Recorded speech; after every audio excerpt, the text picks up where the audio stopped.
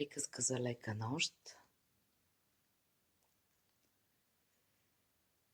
За всички тревожни души, които искат да се сгушат в спокойствието на нощта и да почувстват ангелската прегръдка на Архангел Михаил.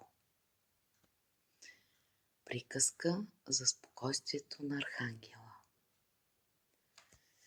Имало едно време в долината на шепнещите звезди едно малко градче, където хората през деня били усмихнати, но когато настъпвала нощта, тревогите им се връщали като сенки в сърцата им. В това градче живеели хора с чувствителни души. Те се тревожили не само за себе си, но и за другите.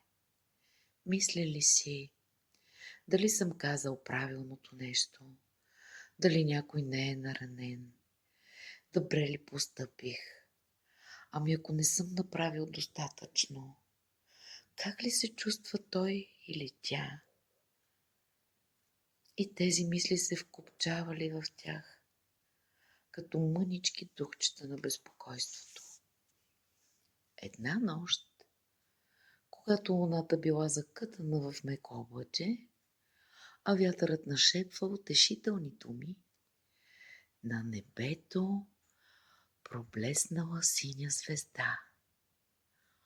От тази звезда се спусна лъч, нежен като дъх от ангелско крило.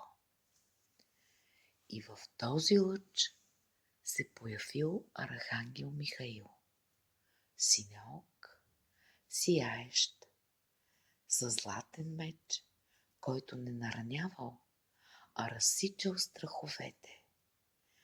Той не говорил със строги думи, а с глас, който приличал на тиха песен от сърцето на Вселената.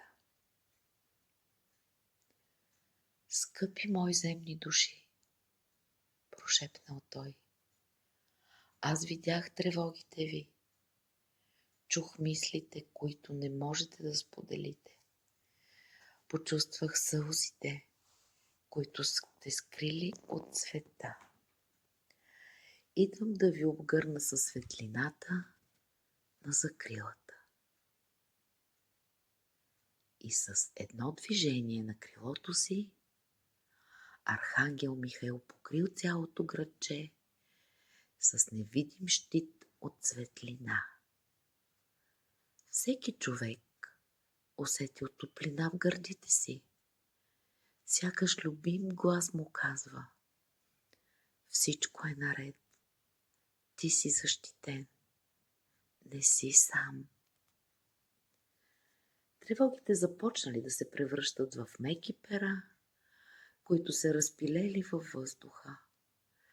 Дъхът на нощта станал лек, телата се отпуснали, сърцата запулсирали в спокоен ритъм.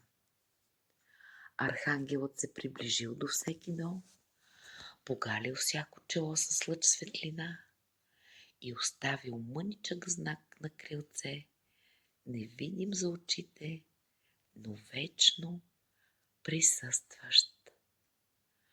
Обещавам, че всяка вечер, когато се чувствате уморени и тревожни, ще бъда до вас. Просто повикайте името ми, Михаил, и аз ще дойда. Не за да воювам, а за да ви донеса мир. Той се издигнал обратно към звездите, но светлината останала. От тази нощ нататък, всеки път, щом човек от градчето се почувствал неспокоен, той затваря очи и си представил синия лъч, който слиза от небето и го прегръща с тишина и любов. И така, ако тази вечер в сърцето ти е останала тревога, затвори очи, поеми дъх и прошепни: Архангел Михаил, прегърни ме със светлината си. Ще усетиш как небето се отваря и спокойствието тихо влиза в съня ти. Спокойна нощ, обичана душа. Ти беше с Violet Magic Mystic.